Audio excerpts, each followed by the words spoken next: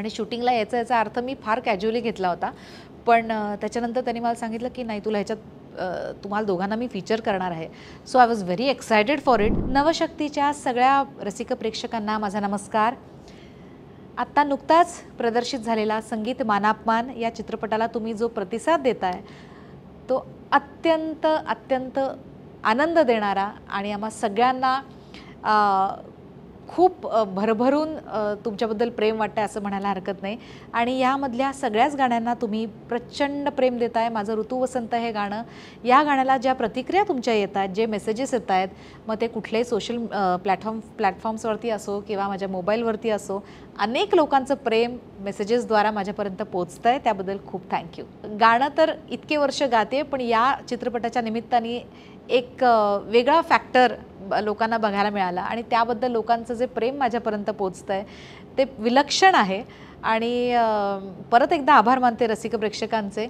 आणि खूप छान कमेंट्स, खूप छान रिस्पॉन्स गाण्याला तर येतोच आहे. आणि मला ते गाणं रेकॉर्ड करताना पण प्रचंड आनंद झाला. आणि we had fun at the time of recording this song. आणि हे गाणं आम्ही जे रेकॉर्ड केलं ते मानापमानचं I think if I am not wrong पहिलं गाणं होतं रेकॉर्ड केलेलं. आणि वाशीला शंकरजींच्या स्टुडिओमध्ये हे गाणं रेकॉर्ड झालं. त्यामुळे शंकरजींकडे गाताना नेहमीच एक वेगळा आनंद असतो. ह्याच्या आधी पण त्यांच्याकडे खूप काम केलेलं आहे. आणि या चित्रपटासाठी सुद्धा गाताना I know for the fact की गाणं ऐकताना सोपं वाटेल, पण ते गाणं गाताना तितकंच टफ असतं. तर तसंच हे गाणं आहे. रेंज वाईज त्याला खूप रेंज आहे गाण्याला. त्यात हरकती, मुरकी, छोट्या छोट्या जागा एक्सप्रेशनच्या इतक्या छान डिझाईन केल्या गेल्या आहेत की ते गाणं गाताना मला एक काय म्हणतो एक वेगळा आनंद होता. आणि it is beautiful written song. Sameer सामंतनी फार सुंदर शब्द लिहिलेले आहेत. तर ते शब्द गाताना सुद्धा एक वेगळी मजा होती. कारण कुठे एक्सप्रेशन कुठल्या शब्दाला कसं द्यायचं ह्याचं एक आराखडा मनात तयार झाला होता. इतकं छान ते गाणं जमून आलेलं आहे. आणि ते गाणं जेव्हा रेकॉर्ड झालं त्याच्या आधी मला सुबोधनी सांगितलं होतं की तुला शूटिंगला यायचं आहे हां. आणि शूटिंगला याचा अर्थ मी फार कॅज्युअली घेतला होता. पण त्याच्यानंतर त्यांनी मला सांगितलं की नाही, तुला ह्याच्यात तुम्हाला दोघांना मी फीचर करणार आहे. So I was very excited for it. आणि सुबोध अनेक वर्ष मित्र आहे आणि इतका उत्तम दिग्दर्शक आहे. सो मी त्याला काही प्रश्न विचारले नाहीत. मी त्याला म्हटलं ओके तू जे करशील ते. आणि आम्ही ते गाणं वाईला शूट केलं. आणि तिथे गायचं नव्हतं, त्यामुळे वी वर ऑल रिलॅक्स्ड. आणि एक खूप छान वातावरणात ॲज अ टीम आम्ही खूप मजा घेत, खूप आनंद घेत तिथे हे गाणं शूटसुद्धा केलं. आणि तू विचारलंस की घरच्यांची प्रतिक्रिया काय होती, तर घरच्यांची प्रतिक्रिया खूप सुंदर होती. पुण्याच्या प्रीमियरला मी मुद्दामून गेले होते, कारण का मला अनेक वर्षांनी ते माझ्या कुठल्या तरी प्रीमियरला माझे घरचे सगळे लोक येत होते. आणि त्यातून संगीत नाटकावरती आधारित हा चित्रपट. आणि माझ्या घरातच माझी आजी श्रीमती कुसुम शेंडे ही संगीत नाटक अभिनेत्री आणि किराणा घराण्याची गायिका. तर तिने सगळ्या नाटकांमध्ये कामं केलेली आहेत, एक फक्त मानापमान सोडून. पण तिच्याकडनं अनेक संगीत नाटकांविषयींचे किस्से, ती पदं कशी घडायची, ते तयार कसे व्हायचे, यापासून सगळ्या बारीक बारीक गोष्टी मी लहानपणापासून ऐकत आलेले आहे. तर त्यामुळे बाबांना, आईला किंवा माझ्या संपूर्ण कुटुंबाला ही एक्साइटमेंट होती. आज आजी असती तर तिला विशेष आनंद झाला असता मला एका वेगळ्या स्वरूपात स्क्रीनवरती बघून. आणि बाबांनी सुद्धा, माझे वडील म्हणजे पंडित संजीव शेंडे ज्यांच्याकडे मी लहानपणापासून शिकते आहे, आणि त्यांनी सुद्धा 2 नाटकं लिहिली आणि त्याला स्टेट अवॉर्ड्स मिळाली होती 1971 आणि 1974. आणि तर त्यामुळे त्यांचा एक वेगळा दृष्टिकोन असतो. तर त्यांना हे सगळं बघून खूप आनंद झाला. आणि गाण्याच्या बाबतीत सुद्धा they are always the best critics सगळ्याच बाबतीत. तर त्यामुळे त्यांना आनंदही तितकाच झाला. आणि काय म्हणतो त्यांच्या सजेशन्स पण मला खूप पुढे जाण्याची मदत करतात. So it was wonderful. खूप काहीतरी असं छान आलं जे मी अवॉइडच नाही करू शकत आहे. आणि मला असं वाटलं की अरे हां, ह्याच्यात काहीतरी खूप मजा येणार आहे करताना. सो मी नक्की विचार करीन. आणि हे गाणं शूट करताना सुद्धा मला ती एक एक्साइटमेंट होती की लोक कसं रिसीव्ह करतील किंवा लोकांना आवडेल का हे बघायला. किंवा पण मी काहीच विचार केला नाही. I just did my job. आणि आय थिंक म्हणूनच लोकांच्या अशा प्रतिक्रिया आल्यात की तुम्ही दोघं, शंकरजी आणि तुम्ही, इतके छान त्याच्यात वावर आहे तुमचा या गाण्यामध्ये की ते आम्हाला बघताना खूप सुखद वाटतं आहे. So I think I am very happy that the audience has liked it. आणि असं काही छान जर आलं तर नक्कीच करायला आवडेल. हा चित्रपट करताना ऑब्व्हियसली पहिला हाफ जो आहे तुझ्या प्रश्नाचा, त्याचं उत्तर सुबोध जास्त चांगलं देऊ शकेल. कारण का ॲज अ डिरेक्टर त्यांनी या स्टोरीमध्ये जे काही बदल केले किंवा जी काही लिबर्टी घेतली आहे, आय थिंक ती आपल्या काळानुरूप चित्रपट बदलत येतो.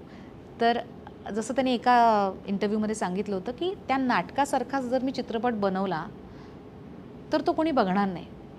तर मला जेव्हा मी एखादं संगीत नाटक एका चित्रपट स्वरूपात बाहेर घेऊन येतो, तर ते आणताना त्याच्यात अनेक गोष्टी बदलाव्या लागतात किंवा अनेक गोष्टी वेगळ्या प्रकारे दाखवाव्या लागतात.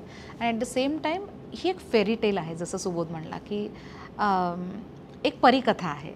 तर त्या परिकथेला साजेसं म्युझिक आणि बाकीच्या गोष्टीसुद्धा त्याला साजेशा केल्या तर ते आजच्या पिढीपर्यंत रुजेल, त्यांना आवडेल, त्यांना पटेल, बघावंसं वाटेल, ऐकावंसं वाटेल, असा हा चित्रपट सगळ्याच अर्थाने झालेला आहे.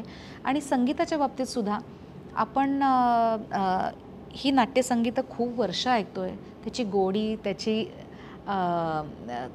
त्याबद्दलचं प्रेम आपल्या मनात ठासून भरलेलं आहे.